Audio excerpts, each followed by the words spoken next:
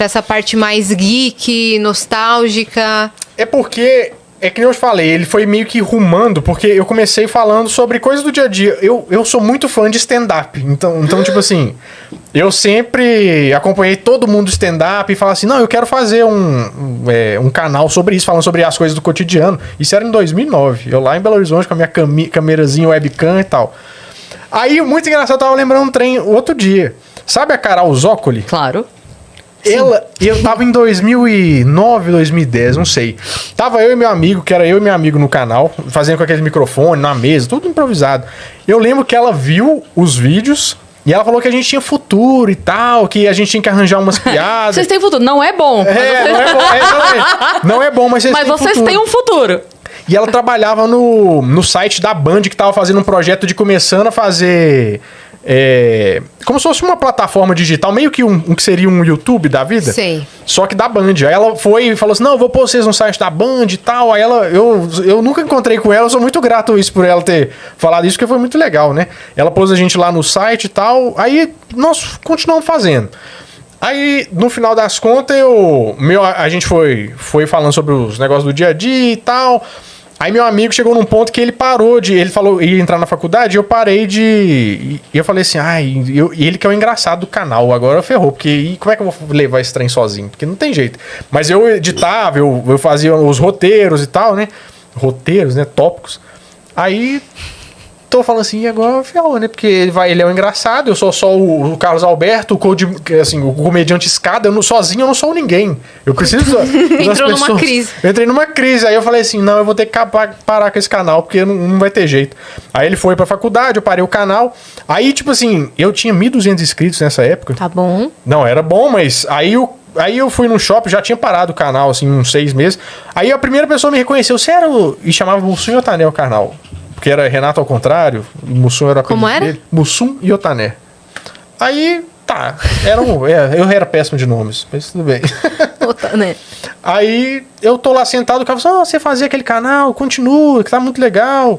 Aí eu falei, não, mas eu parei, porque não, mas você tem que continuar. Aí foi meio mestre dos magos, o mesmo mestre dos magos falou que a gente ia casar, foi o mesmo mestre dos magos falou assim, continua. Plim, né?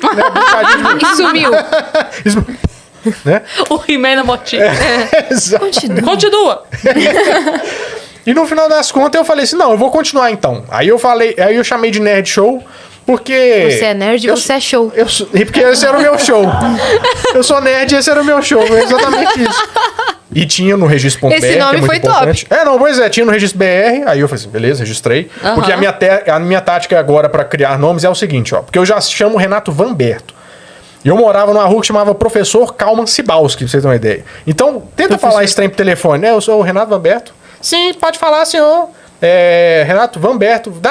Vambert, com 2, W, M, aí, não. Então, tudo que eu tenho que fazer, que for um nome, criação de um nome, eu tenho que testar pelo telefone. Se a pessoa entender de primeira, é o nome que eu vou usar. Eu falei, Nerd Show, beleza. O pessoal começou a entender, então... É só falar Paulo. Exatamente. Paulo Silva.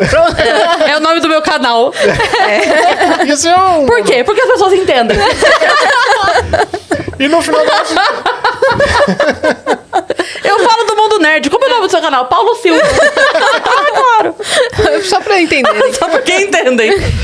Aí, no final das contas, eu comecei a fazer uns roteiros mais direcionados do que eu fazia. Aí o primeiro vídeo que eu fiz do Nerd Show mesmo foi falando sobre a academia. Sobre situações da academia. Aí eu comecei a zoar todo mundo, fazer umas piadas. Eu escrevia minhas próprias piadas, fazia o texto lá. Aí foi engraçado que eu tomei meu primeiro hate, né? Porque aí 2014? 2014. O pessoal começou a fazer, não, você não entende nada, não chama instrutor de academia, sabe? Já começou todo mundo. Aí eu vi o vislumbre do que está por vir dos comediantes, o que o pessoal ia sofrer, né? Aí eu falei assim, pois é, mas aí eu fui... Só que eu fazia isso e cada tema que eu fazia, uns 3 era de nostalgia ou curiosidade. Porque eu, por natureza, sou muito curioso. Então acabou que eu fui misturando, tentando, mas foi rumando pra ir. Então, assim, aí eu comecei a falar sobre nostalgia e tudo que eu falava era muito nostálgico, curiosidade sobre isso, e acabou, foi indo. Foi, quem diz o poeta, foi indo e iu, né? Foi indo e iu. Exatamente. E você nunca pensou em transformar isso num espetáculo? Eu já pensei, pra te falar bem a verdade, mas eu tenho muitas questões ansiosas comigo. Então, por exemplo, uma delas eu já fico pensando cenários assim, eu não tenho memória nenhuma, eu vou esquecer tudo. Então isso já me trava pra fazer alguma coisa, sabe? Teve muitas oportunidades. Eu também não tenho, o texto você decora. Não, então, mas eu fico... Dá certo. Pois é. Acredita. Eu fico pensando, muita gente fala assim, por que você não faz um stand-up, faz um negócio assim, você conta uns casos e tal. Eu falo, não, gente, mas ele que era o engraçado, eu não sou o engraçado. Eu Você fico botou isso na cabeça. Botei Você isso pode na ser o cabeça. engraçado. Pois Então, você é engraçado. Mas você fica repetindo pra você mesmo que você não é. não, com certeza. Eu tenho isso pra mim que eu me podo bastante, sabe? Tanto que agora no canal também eu tô dando uma liberada geral, sabe? Tá engraçadão. Não chama isso de engraçadão, eu tô falando os trem que eu gostaria de falar. Assim. Entendi. Então, Tá se Eu tô podando menos. passando mal. ela tá passando mal, né? Eu tenho que tomar cuidado pra não atrapalhar a gravação, porque assim, tem hora que eu engasgo. De tanto perco rir? o ar, Mas eu não entro em polêmica nenhuma, assim. Eu falo assim. É porque eu sou pros cocos, assim. Então começa a falar com o pessoal. Eu tô tentando desapegar um pouco do erro das coisas, a usar o erro ao meu favor. Então, É ótimo tô pensando A mais nisso. comédia, ela dá essa possibilidade. Pois é. Se você tá num espetáculo de drama, ou, enfim, um espetáculo sério, e a pessoa erra, é muito mais difícil ela lidar com aquele erro, porque ela vai precisar voltar aquilo, se ela errou uma frase, alguma Sim, coisa. pois é. Vai ter que consertar. Na comédia, você pode dizer. Gente, peraí. Fiz merda aqui, vou voltar, peraí. Ó, tô aqui. Nada aconteceu, hein? Tal. E a plateia compra, porque não tem. É muito mais fácil quebrar a quarta parede. É. Sim. Eles se Muito colocam no mais seu fácil. lugar também e dão mais risada, e né? o clima já é esse. É diferente, tipo assim, por exemplo, se é uma peça de drama e isso acontece, você vai estar vindo de uma construção de emoção de drama.